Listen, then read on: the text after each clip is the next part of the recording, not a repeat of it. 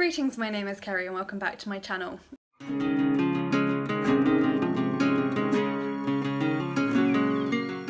Today I have a recent reads video for you. So these are books that I've read over the last couple of weeks, and I've got 6 books to talk to you about today, which is quite exciting. They're all pretty good books. They're all books that I fairly well enjoyed. Apologies if you can hear road noise. I started filming a minute ago with the window shut and I got too hot too quickly. So we're gonna have to cope with the window being open so that I don't overheat. Yeah, so I'm just gonna get into it. The first book that I finished in that period was My Life as a Traitor by Zara Garamani. This is a memoir. It's about a young woman called Zara who grew up in Iran, and when she was a student she got involved in some student protests, but she said things or acted in ways that the ruling regime didn't approve of, so she found herself a political prisoner in a prison called Evin, which was fairly famous at the time for its brutality. She recounts her story in this book. It moves between what is happening to her in the present in the prison and some of the treatment she receives there, which was not very pleasant.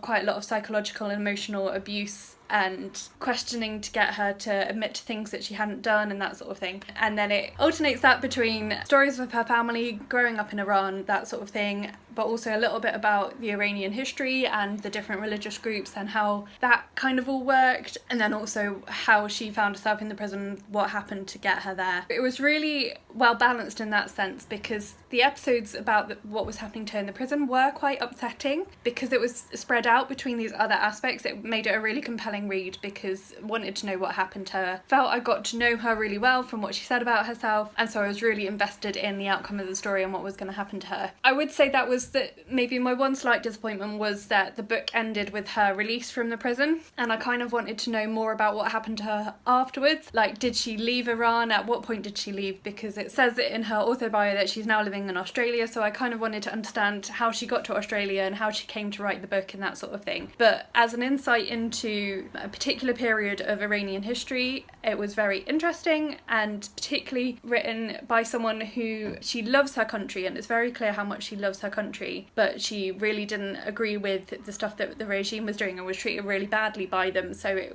that was an interesting balance that she managed to pull out really well. So this was a really good book. I'm not sure I would reread it, so I haven't decided yet because I'm having a bit of a clear out pre-moving. You can maybe see that my DVD shelves are really empty because I've packed most of my DVDs now. So I haven't decided yet if I'm going to keep this one, but I will be deciding that soon. So you may see it in an unhaul, or it may be one that I keep. I'm not sure if I would reread it or not, but I did give it 4 stars. So generally that means that I would reread it, but I haven't definitely decided either way with this one yet. The next book that I finished is called Coming to God in the Stillness by Borst. This was quite a short little book. It's non-fiction. So its tagline there is discovering the power of contemplative prayer. So it's a brief introduction to contemplative prayer, what that is, how it works, how you do it. And so the first half of the book is guided prayers, kind of instructions on things that you can pray to try and get you into a contemplative mindset, and then the second half is a bit more of a Q&A of like the common questions people ask about contemplative prayer. I couldn't remember if I'd read this before or not. Some of it did feel quite familiar. I think I maybe read it when I was a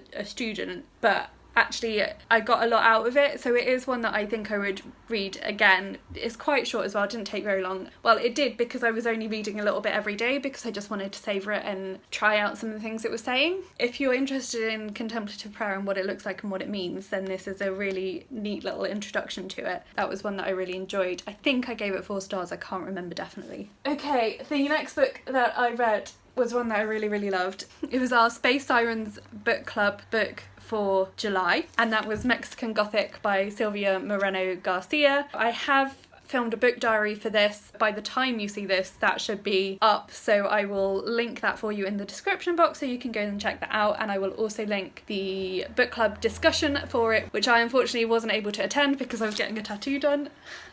But I really, really loved this book. I wasn't sure I was going to like it because it's Gothic horror, and I like Gothic books, but I don't like horror books. So if it's just the right level of horror, I'll probably enjoy it, but if it goes too much into the horror, I probably won't. And this was just about right for me. Any spookier, any scarier and I would not have coped, but this was just the right level of creepy. I would say it was creepy rather than scary. I'm not going to talk about it too much here because I have done that book diary, which is spoiler free, so if you want to know more of my thoughts on it, go and check out that book diary. But I really, really loved this. I was really glad it got picked. I don't know whether, no, I'm not going to say any more about it. If you want to know more about what I thought and more about what it's about, check out that book diary. I'm pretty sure I gave this 5 stars. Like, I should have Goodreads open so I can double check, but never mind. So yeah, this one is highly recommended. Oh, the colour nearly matches my top today. How nice. Right, the next book I finished, I've actually had to take back to the library already. I've just got my Cluedo card for it because it was the second book I finished for my Cluedo Picks My TBR. So that was Becoming by Michelle Obama. So this is her memoir of her life up to the point at which she and her husband left the White House. Obviously she's married to Barack Obama, who was the previous president of the United States. It sort of splits her life into 3 sections. Her life up until the point when she married Barack, I think it was, and then the second section was their life together up until the point where he becomes president, and then the third section was their life together once he had become president and what that looked like. I thought that was quite a nice structure to it. I didn't really know anything about her or them as a couple other than what you see on TV of them. So it was really interesting to get an insight into that and a bit more of an insight into the American political system because that's not something I know a lot about. She writes really beautifully. Her life is really interesting. She has a really close-knit family and it was really lovely to read about all the different characters that she grew up with in her family and how that all worked out, and that she could come from such humble beginnings and get herself into law school and excel at that after becoming a successful lawyer, realising she wasn't finding fulfilment in that and turning her attention to doing public work, like working for local government or working for charities and that sort of thing. Yeah, I just found it really interesting insight into her life and into her marriage. I'm single myself. I'm hoping to get married at some point eventually. That would be nice. So it was really interesting to see how their marriage worked and how they worked out big decisions and compromises. She had to put a lot of her life on hold to support her husband's political career, but then she found ways to still be herself and still do the stuff that she wanted to do even while she was First Lady. She was put in a situation that she didn't really want to be in. She didn't want to be in the public eye in that way, but she made the best of it. Really, really fascinating. If you're at all interested in American politics, which I'm not greatly, or even if you're not, if you like memoirs, if you like to know more about people and how they tick, then this was really fascinating. And she talked a lot about feminism in there as well, and racism and her experiences being a black woman and how that affected how she was treated, particularly by the media, but also in different situations she found herself in, and then how she used her position to uplift others, which is just really encouraging because some people of colour, when they get into positions of power, become like the other people in power and put other people down, but some people get into those positions and use their newfound authority to help raise up other people to the same level, and so I found that really encouraging. So I think I gave that one 4 stars. I'm really not doing very well at remembering my ratings today. The next book I finished, I know I gave this one 3 stars. This is Short Stories in French, but it's a parallel textbook, so one page has the French text and the opposite page has the English text. I've been trying to get through this book for months because I set myself the goal of reading 3 books in French this year, and this was the first one. Because my French has been a little bit rusty, it was quite useful to have the English on the other page so that I could refer across if I wasn't sure about a phrase and what it meant. So that was quite useful. Unfortunately, the problem I had was I didn't enjoy most of the stories in this book. I think there were 2 that I actually enjoyed out of about, I think there were about 10. 12. There are 12 and I liked 2 of them. One of them I thought was promising and then it turned out to be really rubbish. And then most of them I just didn't care for, and so it took me a really long time to get through them because I'd sort of leave some of the stories halfway through if they weren't gripping me, and then I couldn't remember what had happened. I couldn't be bothered to go back and reread them, so it became a bit of a chore to get through, but I finally finished it. I ended up giving this one 3 stars and I'm going to be unhauling it. It would be really useful to anyone that is trying to learn French and wants to improve your reading in French. The idea of it, the concept of it is really clever, and I think there's a couple of others in this same series, and I think they do them in other languages as well, where you get the English text alongside the target language text. And I think I actually bought this maybe when I was doing my teacher training, or maybe when I was still doing my French degree, I can't remember, to help me improve my French literacy, but actually at the time, like, I didn't really need it, and so actually at this point where my French has got a bit rusty, it was quite helpful helpful. I just wish I'd enjoyed the stories more. So I haven't decided what book I'm going to pick up next for my French book, but I'm running out of months, so I need to try and fit in 2 more this year. Hopefully I'll manage to do that. So yeah, so I gave this one 3 stars. And then finally, book that I finished just this morning, so that just made it into this video because that was 5 and I usually film these after 5. So this is called He's Not What I Ordered by Modupe Charlotte Alatise. I don't know if you can see that because it's very white and the lights don't like it.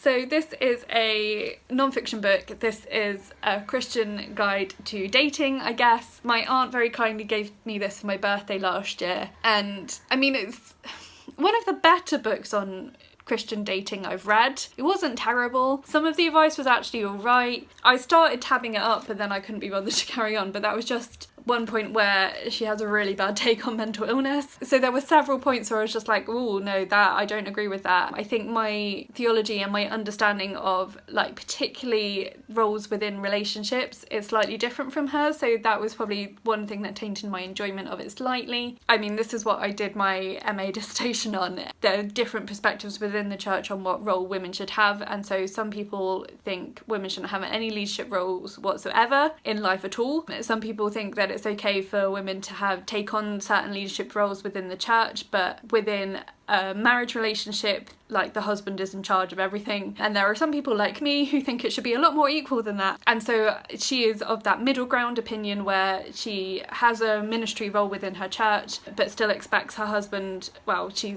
when she was writing this book she'd just got engaged, so she was expecting her fiance to take the lead in their relationship. And that jarred with me slightly because some of the advice she was giving was like, you've got to try and find someone who's more spiritually advanced than you. I'm hoping to be a church leader. That's like the career path that I'm on. That's the training course I'm going to be doing, is going to be training me to do that. So that's a tough call if you're in that role. Like, I mean, unless I meet someone at college, which is possible, but even then I'd expect us to work as a partnership a lot more because we're going to have at least the same level of education, but I'm hoping to do a PhD in theology, so trying to find someone who is more spiritually knowledgeable than me is not going to be easy. So I've always struggled with that kind of advice. I'm going off on a little bit of a rant here and I do apologise, but for a younger Christian, like if I'd read this maybe 10 years ago I maybe would have got more from it, because it is definitely better than some of the books I was reading in my teenage years and early 20s about relationships. It was a lot more balanced and a lot less preachy than some of the ones that I read at that age. But then yeah, the other problem I had with it is a problem I have with a lot of these types of dating books is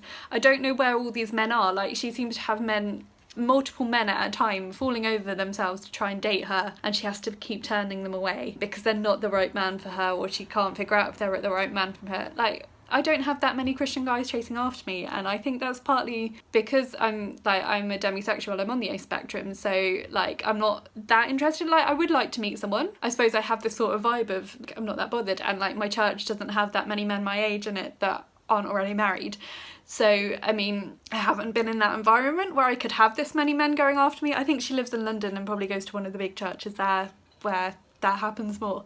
I don't know, but it always strikes me as really ironic that all of these books approach this topic from how to turn men down when they're not the right man for you, but that has never been a situation I've found myself in, and one that a lot of women my age or that I was at uni with, that sort of thing, we didn't have that problem. So then maybe needs to be more books about like how to find men.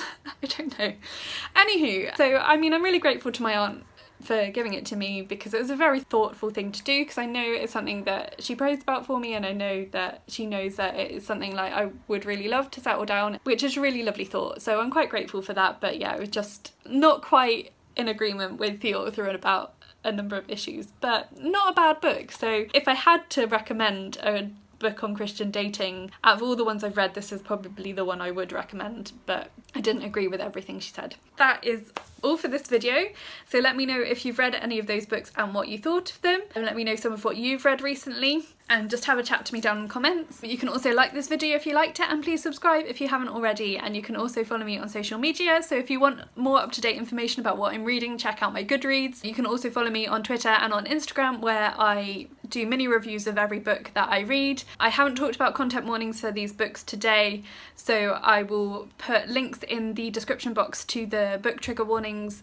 website for any of the books that have content warnings on that site, and also do look at my Instagram because I'm more likely to have put them on there. I don't always remember to talk about them all when I'm filming. I think that's everything, so thank you so much for watching and I will talk to you again soon. Bye.